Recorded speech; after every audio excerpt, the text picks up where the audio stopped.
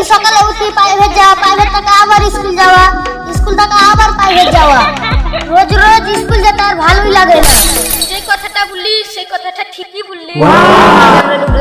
কত মজা। বর্তমান সময়টা এমনই খারাপ হয়ে গেল, মোবাইলের পেছনে এখন সবাই পাগল। মোবাইলটাই প্রিয় হয়ে গেল। স্কুলে যাই 5-6 ঘন্টা বসতে ভালো লাগে না। হাতে টাকা পয়সা লিছি আর নেট মারছি আর গেম খেলছি।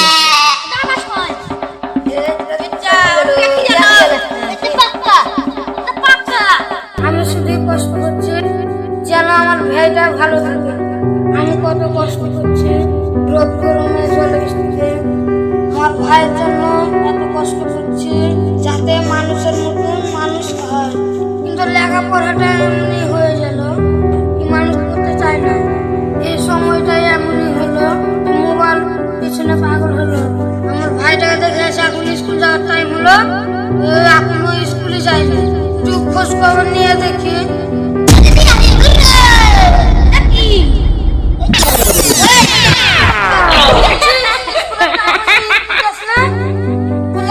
কষ্ট করছি স্কুলের টাইমে স্কুল যাস না, এখানে আড্ডা মারছি, তাস খেলছি, দিব একবার একে থাপ্পড়। জানিস তোর লাগে কত কষ্ট করছি, তোর লাগে এই রোদকে রোদ মনে করি না।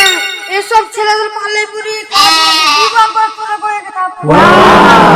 এই যে তোরা গেম খেলছিস, তোর মা বাবা বকে না? বাবা শিক্ষা দেয় না?